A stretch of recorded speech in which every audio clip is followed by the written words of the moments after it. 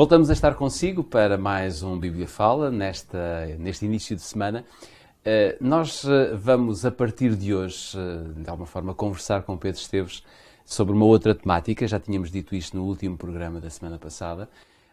Ficou então marcado que nós iríamos escolher um outro tema, não dissemos qual.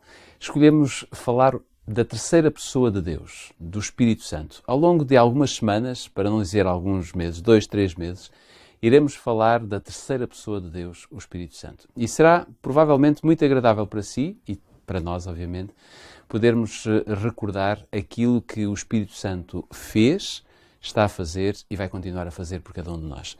Antes de nós podermos conversar sobre este assunto com o Pedro Esteves, eu gostava que convidá-lo a abrir a sua Bíblia em 2 de Pedro, capítulo 1, versículos 19 a 21.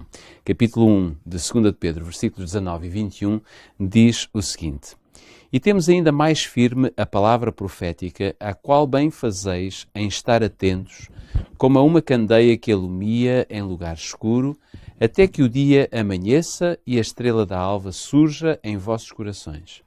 Sabendo primeiramente isto, que nenhuma profecia da Escritura é de particular interpretação, porque a profecia nunca foi produzida por vontade dos homens, mas os homens, da parte de Deus, falaram movidos pelo Espírito Santo.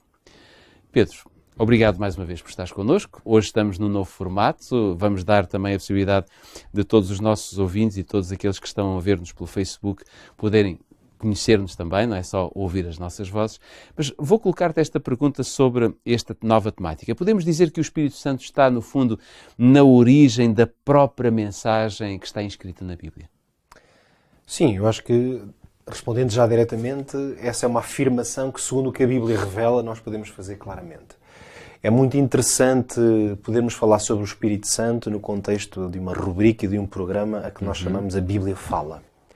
Porque a Bíblia fala e o revelador dessa mensagem é o Espírito Santo.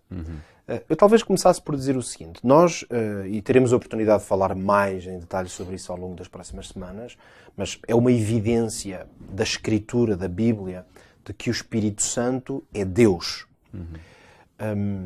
E Deus apresenta-se ao longo de toda a mensagem bíblica como um ser de relacionamento. Deus, aliás, criou o ser humano para a relação. A própria descrição, tanto quanto é possível o ser humano entender, porque Deus é em si mesmo um mistério, porque a sua essência divina ultrapassa a capacidade de compreensão dos homens, mas a verdade é esta: a Bíblia revela Deus como um ser plural. Ou seja, o próprio Deus é um ser relacional. Por isso é que ele se apresenta como, e se revela a nós como Pai, Filho e Espírito Santo. Um Deus muito pessoal. Portanto, é um Deus pessoal e relacional. Quer dizer, Deus é tão relacional que Ele próprio não se apresenta ou não se revela na palavra de Deus como um ser com a singularidade ou a individualidade. Ele apresenta-se como um Deus único, há um só Deus, mas esse Deus é Pai, Filho e Espírito Santo. Portanto, como eu disse, o objetivo desta introdução não é para entrar já propriamente nesta questão mais ontológica, como se diz, sobre a essência de Deus, mas para dizer que Deus é tão relacional que Ele próprio vive essa pluralidade e é isso que justifica ou que nos permite entender que Deus criou seres que estão à sua volta. A Bíblia revela que Deus tem, desde logo, os anjos, miríades, portanto, milhões e milhões de anjos que estão organizados nas cortes celestiais, e Deus tem seres que criou na Terra, e o primeiro entre eles, o ser humano. Deus quer relacionar-se com o ser humano. Porquê é que isto é tão importante compreender isto neste contexto para responder à tua pergunta? Porque se Deus é um ser relacional, Deus quer e tem que se revelar. É isto que, aliás, que a Bíblia revela desde o princípio. O que é que tem mudado ao longo da história, do tempo, ao longo do tempo em que Deus está em relação com os seres humanos? É os meios ou as formas dessa revelação. Nós sabemos que no princípio Deus relacionava-se de uma forma direta com os primeiros seres humanos, Adão e Eva, segundo o relato bíblico, mas mesmo depois, ao longo de toda a história dos patriarcas de Israel, nós vamos vendo que Deus foi-se revelando, portanto, que é o mesmo que dizer que Deus se desvenda a si próprio. Se quisermos que Deus se mostra ou que Deus se manifesta, Portanto, a revelação é um meio de relacionamento. Aliás, há um interesse total em Deus ser conhecido entre os homens. É isso. Deus quer ser conhecido. Deus criou-nos para um relacionamento muito, se quisermos, direto e estreito com Ele. Como esse relacionamento foi interrompido, Deus teve que encontrar ao longo do tempo outras formas, se quisermos, de relacionamento. Nota que o texto que tu leste do apóstolo Pedro diz precisamente, ou refere-se a um tipo, não é o único, mas a um tipo de relacionamento específico, que é a profecia. E nós sabemos que, particularmente ao longo do Antigo Testamento, mas naturalmente também no tempo da Igreja e do Novo Testamento, Deus escolheu profetas. Então podemos dizer que os profetas eram um meio de revelação especial em que Deus se revelava, vamos dizer assim, de forma muito aberta, franca, quase direta com esses homens ou mulheres, porque também tivemos na própria Bíblia mulheres com esse dom profético. Portanto, Deus revelou-se a essas pessoas e depois elas o que é que faziam? Revelavam Deus a um grupo maior, fosse o povo de Israel, fosse até a povos que não eram propriamente o povo escolhido, mas a outros povos, outras nações, como vimos em Nínive, por exemplo, ou à Igreja de Cristo, não é? O profeta transmite essa mensagem. Então, como é que vamos chegar aqui ao Espírito Santo? É que a grande forma, a forma por excelência de revelação de Deus aos seres humanos é a palavra de Deus, a palavra escrita. E essa palavra, o que o profeta Pedro, porque ele também foi profeta, e o que a Bíblia revela em toda a sua extensão, é que Deus escolheu o Espírito Santo como sendo o revelador.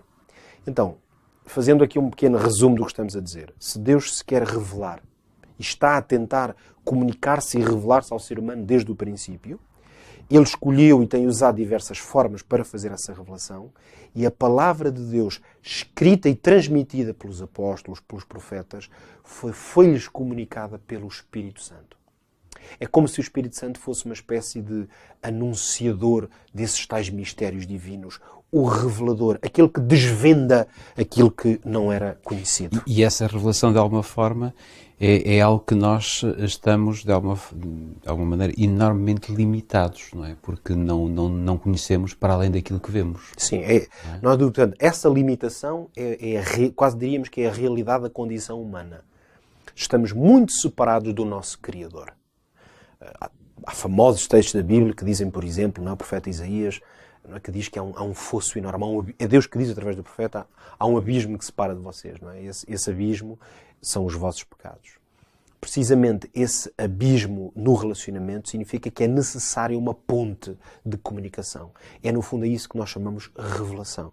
E o Espírito Santo, ao comunicar a vontade de Deus, no fundo, ao tornar Deus e a vontade de Deus conhecida aos homens, ele torna-se como uma espécie de ponte, desde logo, que está entre nós e Deus, sendo Ele Deus na sua relação conosco, em nós, mas neste caso especialmente aos profetas e apóstolos. Por isso, quando nós lemos na Bíblia, o que é que nós encontramos?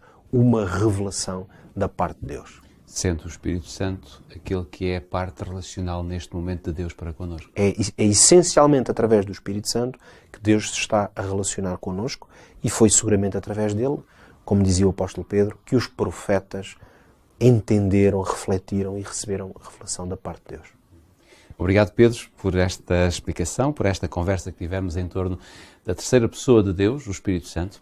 Nós iremos voltar amanhã com este tema, porque, como lhe disse no início, nós iremos partir aos pedacinhos tudo aquilo que a Bíblia nos pode oferecer sobre esta temática. Já sabe que o Bíblia Fala passa sempre aqui na RCS neste horário. Depois, mais tarde, em repetição, passa no final da tarde. Poderá assistir também, ou poderá ouvir na RCS esta mesma rubrica, ou então poderá ver-nos quando quiser através do Facebook em Rádio RCS. Tenha um ótimo dia. Nós voltamos amanhã.